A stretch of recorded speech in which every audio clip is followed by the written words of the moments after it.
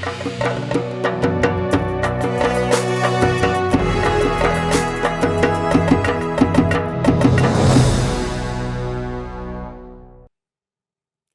की शुरुआत हम करेंगे अमरेली में हुई जल क्रांति से। अमरेली में एक नदी को दोबारा जीवन दिया गया और उसके बाद पूरे के पूरे गांव की किस्मत बदल गई है। अमरेली के लाठी, बावरा और लिलिया तालुका के लगभग कई गांव ऐसे हैं जिनके हालात सावजी फाउंडेशन ने पूरी तरह से बदल कर रख दिए हैं। फाउंडेशन ने मांगड़ियों नदी को पुनर्जीवित करके जल क्रांति का संचार किया है, जिससे इन तमाम गांवों की तस्वीर बदल गई है।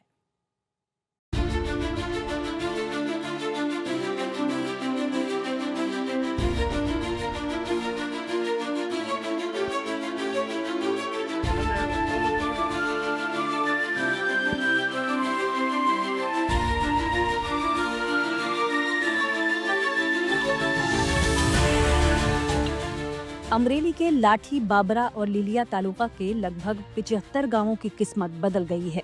लाठी तालुका का दुधाला गांव आज पूरे क्षेत्र के लिए आशा का नया प्रतीक बन गया है। इन गांवों में कृषि, पर्यावरण और अर्थव्यवस्था में ऐतिहासिक परिवर्तन देखने को मिला है और इन सब की नींव रखी है ढोलकिया फाउंडेशन ने।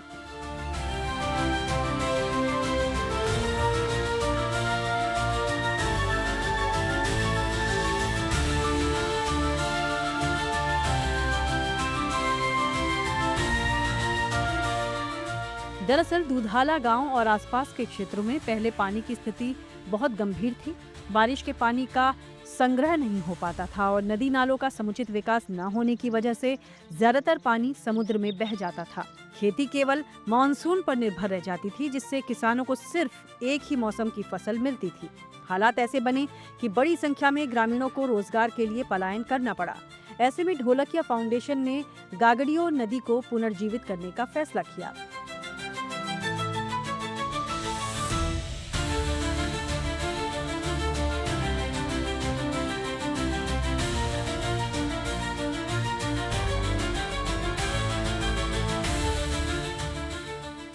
आज करीब 52 किलोमीटर क्षेत्र में बहने वाली गागड़ियों नदी पूरी शान के साथ बह रही है और 3 तालुकाओं के 75 से अधिक गांवों के किसानों के लिए जीवनदायिनी साबित हो रही है। बाबरा से लिलिया तक 3 तालुका के बीच में ये सरोवर बनाए सवजी भाई ढोलकिया ने। ये अंदाजित 150 सरोवर जितना बनाया है, ऊंडाई किया है, खुदाई किया है, अने पानी का संग्रह किया, बहुत बड़ा बड़ा पानी का संग्रह किया। ये 100 बीघा 150 बीघा का तालाब सरोवर किया। यहाँ पे 2700 नंग जितना अम्बा बाया हूँ और यहाँ पे अम्बा बहुत अच्छा है मेरा। और यहाँ पे जो सरोवर है, उस सरोवर के पानी से ये अम्बा सब में बहुत अच्छी हरियाली आई है, बहुत अच्छा फ्रूट आता है। साल 2008 में आर्थिक मंदी के दौर में पद्मश्री सावजी भाई ढोलकिया ने पहला सरोवर बनवाया था। इसके बाद खेती के क्षेत्र में सकारात्मक बदलाव दिखने लगा। फिर 17 मार्च 2017 से शुरू हुई जल क्रांति ने इतिहास रच दिया। लाठी तालुका के दूधाला गांव में पहला सरोवर बनाया गया। ये सरोवर केवल पानी संग्रह का साधन नहीं, बल्कि पूरे क्षेत्र में बदलाव की शुरुआत साबित हुआ। 2017 में 17 मार्च 2017 से गागड़िया नदी के ऊपर हमने काम शुरू किया। तब ये बंजर भूमि थी। आज हमने कम से कम 300 फुट चौड़ी, 10 फुट से 25 फुट सब गहरी और 52 किलोमीटर लंबी ये नदी को पुनर्जीवित किया है, जिसमें 3 तहसील आता है, बाबरा, लाठी, लिलिया। तीनों गांव को मिलके 75 गांव को इनका फायदा हुआ है। जब हम आए थे तब यहाँ 2000 TDS पानी था, 300-400 TDS पानी है। पीने लायक पानी नहीं था, आज पीने लायक पानी है। सरोवरों के निर्माण से भूगर्भ जल स्तर में वृद्धि हुई है। आसपास के कुएं और बोरवेल भरने लगे हैं और खेती में फिर से जान आ गई है। पानी की उपलब्धता से गांवों से पलायन रुकने लगा है। आज ढोलकिया फाउंडेशन 2017 से 2026 तक 7-8 साल में अभी भी काम चालू है, क्योंकि तालाब बनाना ही सिर्फ हमारा काम नहीं है, उसको संरक्षण करना, हर साल उसमें से कचरा निकालना, उसका बावल निकालना, सफाई करना, गेट को सफाई करना, ये ढोलकिया फाउंडेशन अपने खुद के खर्चे से कर रहा है। आज 52 किलोमीटर का पानी भरा हुआ है, 175 सरोवर हमारे बने हुए हैं, 27 लाख से ज्यादा पेड़ लग चुके हैं। नदी के पुनर्जीवन से पहले जहां 1 एकड़ जमीन की कीमत यहां केवल 5 लाख रुपए थी, वहीं आज वही कीमत बढ़कर 15 लाख रुपए तक पहुंच गई है। ये महज आर्थिक आंकड़ा नहीं, बल्कि पानी के महत्व और उसके कारण आए समूचे विकास का साफ प्रतिबिंब है। और इसी बदलाव के चलते खेती में उन्नति कर रहे किसान आज खुशहाल और आत्मनिर्भर हो रहे हैं। गुजरात के अमरेली से फारूक कादरी के साथ ब्यूरो रिपोर्ट। सूरत शहर के उधना इलाके में नो पार्किंग एरिया में खड़ी कार को लेकर विवाद शुरू हुआ। पुलिस कर्मियों के साथ मारपीट तक बात पहुंची, जिसका वीडियो सोशल मीडिया पर जबरदस्त तरीके से वायरल भी हुआ है। वीडियो में दिखाई दे रहा है कि ड्यूटी पर तैनात पुलिसकर्मी हालात को संभालने के लिए पहुंचे, लेकिन एक शख्स और उसके साथियों ने पुलिसकर्मी पर ही हमला कर डाला। पुलिसकर्मी को बीच सड़क पर खुलेआम पीटा गया और इस दौरान बड़ी संख्या में स्थानीय लोग भी घटनास्थल पर जमा हो चुके थे। काफी देर तक इसी तरह से हंगामा चलता रहा।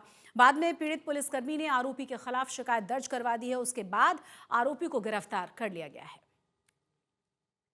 सूरत में अपराधी किस कदर बेखौफ हैं, इसकी बानगी पर्वत पाटिया इलाके में भी देखने को मिली है। यहाँ पर एक कुरियर कंपनी में काम करने वाले युवक पर दिन दहाड़े कुछ लोगों ने हमला बोल दिया, फिर अपहरण करके ले गए। इस पूरी वारदात का सीसीटीवी फुटेज सामने आया है। तस्वीरों में एक युवक भागता हुआ नजर आ रहा है, तभी हमलावर दौड़कर उसे घेर लेते हैं और एक साथ कई आरोपी मिलकर बेरहमी के साथ उसके साथ मारपीट शुरू कर देते हैं। और इतना ही नहीं, मारपीट के बाद आरोपी उसका अपहरण करके कार ले गए। इस घटना से पूरे इलाके में दहशत का माहौल है। आणंद जिले में रेत का अवैध खनन करने वाले माफियाओं पर प्रशासन का एक्शन शुरू हो चुका है। आपको बता दें कि उमरेठ तालुका के प्रतापपुरा गांव में महीसागर नदी के तट से अवैध रेत खनन हो रहा है। सूचना के बाद पुलिस ने रेड की। रेड के दौरान 5 डंपर और 2 हिताची मशीन समेत 1 करोड़ 62 लाख रुपए का सामान जब्त किया गया। जिला कलेक्टर ने रेत माफियाओं को चेतावनी देते हुए कहा कि अवैध खनन के खिलाफ यह अभियान जारी रहेगा। किसी भी अवैध खनन करने वाले को बख्शा नहीं जाएगा। वलसाड शहर के कल्याण बाग इलाके में निर्माणाधीन पानी की टंकी का एक हिस्सा अचानक से भरभरा कर गिरा। इस पूरी घटना का सीसीटीवी फुटेज सामने आया है, जिसमें टंकी का हिस्सा गिरते हुए साफ देखा जा सकता है। ये काफी व्यस्त इलाका है। गनीमत ये रही है कि इस हादसे में कोई जानहानि नहीं हुई। इस घटना के बाद टंकी के निर्माण की प्रक्रिया और गुणवत्ता को लेकर एक बार फिर से गंभीर सवाल खड़े हुए हैं। दक्षिण गुजरात में पानी की टंकी के भ्रष्टाचार का यह दूसरा मामला है। इससे पहले सूरत में भी एक पानी की टंकी टेस्टिंग के दौरान ही धराशायी हो गई थी। जूनागढ़ में दिलवाड़ा रेलवे ट्रैक का एक वीडियो सामने आया है, जिसमें गिर जंगल के बीच से गुजर रही ट्रेन के सामने अचानक से शेरनी और उसके 2 शावक आ गए। शावक रेलवे ट्रैक शायद पहली बार देख रहे थे, लिहाजा उन्होंने ट्रैक पर खेलना शुरू कर दिया। इस दौरान एक ट्रेन तेजी से उनकी तरफ बढ़ने लगी। गनीमत ये रही कि वन विभाग के ट्रैकर्स समय पर पहुंच गए। ट्रैकर्स ने सूझबूझ दिखाते हुए शेरनी और शावकों को ट्रैक से दूर भगा दिया। अगर जरा सी भी देर हो जाती तो बड़ा हादसा हो सकता था। अब आपको मिलवाते हैं जूनागढ़ की एक ऐसी चैंपियन बेटी से। जूनागढ़ की रहने वाली जेंसी ऑस्ट्रेलियन ओपन अंडर 14 वुमेन्स का खिताब जीतकर देश का मान बढ़ा चुकी हैं। चैंपियन बनने के बाद जेंसी जब अपने शहर जूनागढ़ पहुंची तो शहर में उनका भव्य और जोरदार अंदाज में स्वागत किया गया। मेरे भारत की बेटी जीती रहो, जीतती रहो।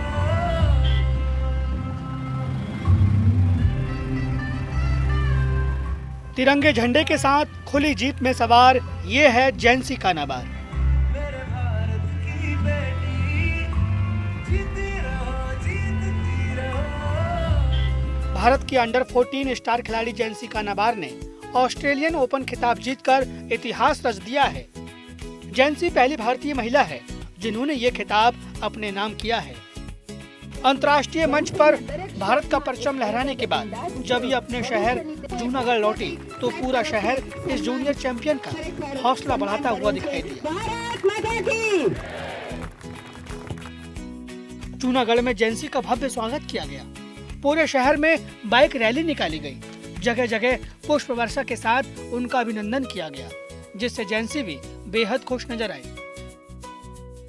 अभी एशिया पैसिफिक इलाइट ट्रॉफी खेलने गई थी, जहाँ पर मैं चैंपियन हुई। मेरी ओपोनेंट थी ऑस्ट्रेलियन ओपोनेंट थी फाइनल में, जिसका नाम मुसेमा क्लैक था। मैं उसके सामने 4-6, 6-4, 6-1 जीती। मेरा अनुभव बहुत अच्छा था। ये मुझे जीत के बहुत अच्छा लग रहा है और यहाँ पर आकर मुझे जब जो मेरा सम्मान और रोस हुआ वो भी मुझे बहुत अच्छा लगा। जेंसी कानाबार ने फाइनल में ऑस्ट्रेलिया की मुसम्मा सिलेक को 3-6, 6-4, 6-1 से हराकर Australian open Asia Pacific under 14 खिताब अपने नाम किया है। पहला सेट 3-6 से गंवाने और दूसरे सेट में 0-2 से पीछे रहने के बाद कानाबार ने संयम दिखाया और अपने बेहतरीन खेल से मैच का रुख पलट दिया। कानाबारे की सफलता सिर्फ आयु वर्ग की प्रतियोगिता तक सीमित नहीं रही। महज 14 साल की उम्र में उन्होंने ITF महिला सर्किट पर भी प्रभावशाली शुरुआत की और विमेंस 15 टूर्नामेंट के मुख्य ड्रॉ में सीधे सेटों में जीत के साथ क्वालिफाई किया। Australian open Asia Pacific elite trophy under 14 के अंदर टोटल 8 बच्चे होते हैं जो वर्ल्ड के बेस्ट होते हैं। उनमें उसके सामने जेंसी का मुकाबला था। तो सबसे टफ अपोनेंट की बात करें तो मैं चाइना, फिर जापान और लास्ट में ऑस्ट्रेलियन अपोनेंट, ये तीनों सबसे टफ अपोनेंट थे।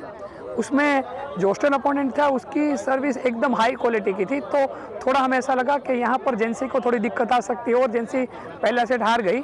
मगर तब तक हम जेंसी ने और हम लोगों ने, हमारी टीम ने उसकी गेम रीड कर ली थी। तो दूसरे सेट में और तीसरे सेट में हमने आराम से कमबैक किया और ये टूर्नामेंट जीती है। इस चैंपियन बेटी के सम्मान में जूनागढ़ के जिमखाना क्लब में एक खास आयोजन किया गया, जिसमें टेनिस कोर्ट का नाम जेंसी कानाबार रखा गया। इसके अलावा शहर के आला अधिकारियों और नेताओं ने भी जेंसी को सम्मानित किया और जीत की बधाई देते हुए उज्जवल भविष्य की कामनाएं की। एक तो मैं पहले आपको ये बताता हूँ, सिटी छोटा होता है मगर हौसला छोटा नहीं होना चाहिए। ये हौसला कुमारी जेंसी दीपक भाई कानाबार ने Australian open Asia Pacific under 14 women championship बनी है। ये जूनागढ़ की बेटी है। आज जूनागढ़ का तो नाम रोशन किया है मगर पूरे देश का और तिरंगा का नाम पूरे दुनिया के अंदर बड़ा करने का काम जेंसी ने किया है। जेंसी को खूब खूब अभिनंदन। साथ ही साथ इस पूरे प्रदेश में उसकी वजह से एक बहुत ही सकारात्मक वातावरण पैदा हुआ है। राज्य सरकार और केंद्र सरकार खेलो इंडिया, रमशे गुजरात, इस प्रकार की जो स्पर्धा है उसका आयोजन करती है और इसी के फलस्वरूप आज जेंसी जो है इस अंतर्राष्ट्रीय फलक पर अपनी सिद्धि पाई है। उनके परिवार को अभिनंदन। समग्र जूनागढ़ जिला उन पर गर्व कर रहा है। जेंसी की इस यात्रा में जूनागढ़ जिमखाना का भी योगदान रहा। जो जूनागढ़ जिमखाना है उसके टेनिस कोर्ट में जेंसी प्रैक्टिस किया करती थी और इसीलिए हमें गर्व है जेंसी पे। पूरे जूनागढ़ जिमखाना के सभी सदस्यों को गर्व है। आज हमने तय किया है कि जूनागढ़ जिमखाना का जो टेनिस कोर्ट है उसका हम नामकरण है वो कुमारी जेंसी कानाबार के नाम पे कर रहे हैं। जूनागढ़ की ये बेटी न सिर्फ शहर बल्कि पूरे देश के लिए प्रेरणा बन चुकी है। जेंसी कानाबार की इस ऐतिहासिक जीत ने खेल जगत में हिंदुस्तान का गौरव बढ़ाया है। जूनागढ़ से भार्गवी जोशी के साथ आज तक ब्यूरो। गुजरात के अलग अलग शहरों से दो दिव्य उत्सवों की तस्वीरें सामने आई हैं, जिन्हें देखकर आपका मन भी भक्ति के रंग में रंग जाएगा।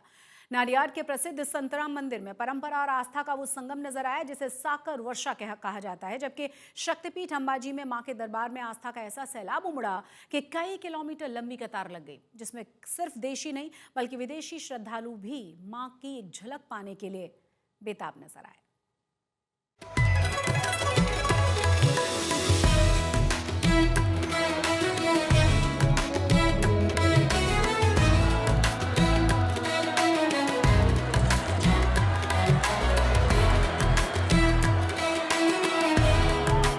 गुजरात के नाडियाद में आस्था का ये सैलाब देखने लायक रहा।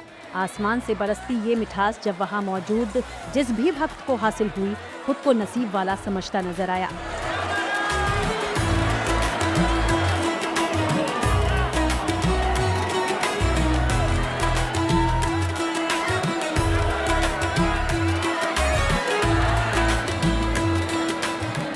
नाडियाड के मशहूर संतराम मंदिर में दरअसल माघी पूर्णिमा पर पैर रखने तक की जगह नहीं थी। हर तरफ सिर्फ एक ही गूंज सुनाई दी, जय महाराज।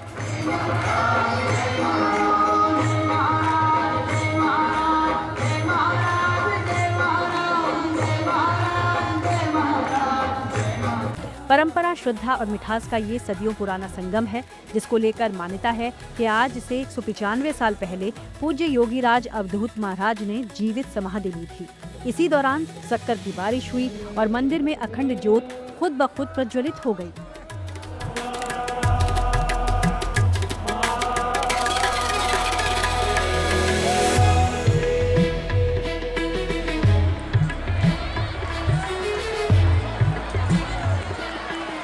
बस इसी परंपरा को आज भी निभाया जा रहा है। आसमान से बरसती ये सफेद मिठास साकर यानी शक्कर के दाने इसी साकर वर्षा और अखंड ज्योत की परंपरा का हिस्सा हैं।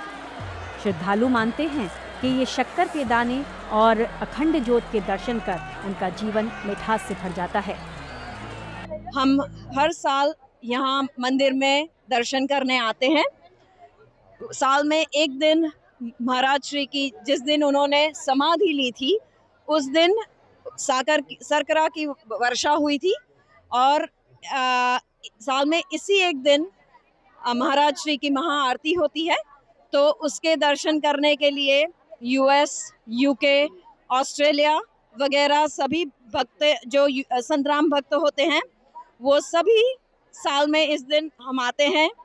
यहाँ से ढेर सारा महाराज श्री का आशीर्वाद, प्रसादी और खूब सारा जो पूरे साल का जो प्रेम वगैरह लेके यहाँ से जाते हैं।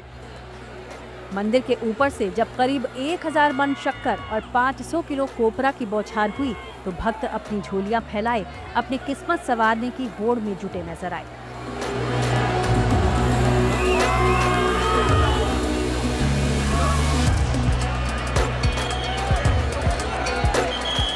वहीं इससे पहले मंदिर परिसर में साल में सिर्फ एक बार होने वाली ये महाआरती भी भव्य है, अलौकिक है। जैसे ही आरती की लौ जगमगाती है, पूरा नाडियाद भक्त के उजियारे में नहा उठता है।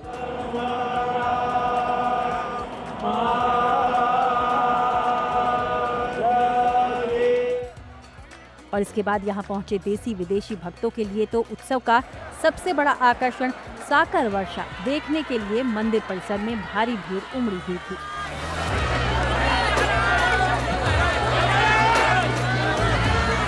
कुछ ऐसी ही माघी पूर्णिमा पर भक्त की बयार बही गुजरात के अंबाजी मंदिर में भी। यहाँ इस दिन को महासूद पूर्णिमा कहा जाता है, जिसमें शामिल होने के लिए सुबह की मंगला आरती में आधा किलोमीटर तक लगी देसी विदेशी श्रद्धालुओं की ये लाइन इस धार्मिक आयोजन के महत्व को दर्शाने के लिए काफी है।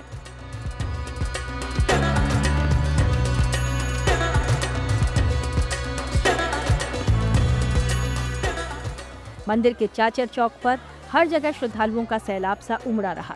इस दौरान रंग बिरंगे फूलों और लाइट से सजे धजे मंदिर परिसर की सुंदरता देखते बन रही थी।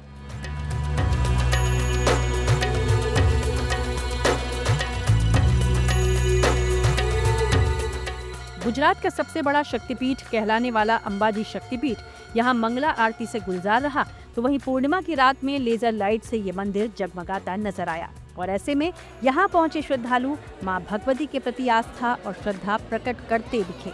गुजरात के खेड़ा से केताली एम शाह और अंबाजी से शक्ति सिंह परमार के साथ ब्यूरो रिपोर्ट।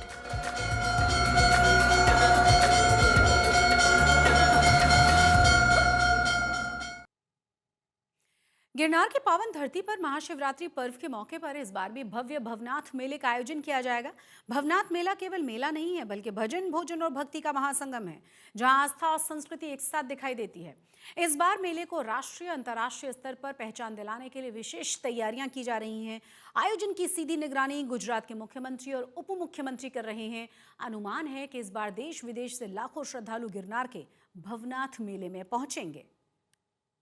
इस बार फरवरी महीने की 11 तारीख से 15 तारीख तक जूनागढ़ में भवनाथ एरिया में महाशिवरात्रि का मेला होने जा रहा है। हर साल जो ये मेला हो रहा है उससे इस बार थोड़ा अलग कर रहे हैं। इसको राज्य सरकार श्री के मार्गदर्शन में और उनके सपोर्ट से एक नई ऊंचाई पर ले जाने का इस बार हमारा प्रयास है। इस मेले को स्थानिक से लेके किस तरह से हम स्टेट लेवल और नेशनल लेवल और इंटरनेशनल लेवल तक ले जाए, इसका एक पूरा आयोजन हमने किया है। इस बार हम लोग ये एक्सपेक्ट कर रहे हैं कि जो लोग हर साल इसमें आते हैं उससे शायद पब्लिक इसमें ज़्यादा आए, तो इसके लिए हमने करीबन 25 जितने अलग अलग पार्किंग आइडेंटिफाई किए। गिरनार दरवाज़ा, भरड़ावा दरवाज़ा, यहाँ से लेके भवनाथ मंदिर जो करीबन 3 किलोमीटर का पूरा एरिया है, उस पूरे एरिया को हम लोग सुशोभित करने जा रहे हैं। आज तक गुजरात में आज के लिए बस इतना ही, लेकिन देश और दुनिया की तमाम बड़ी और अहम खबरों के लिए आप देखते रहिए आज तक।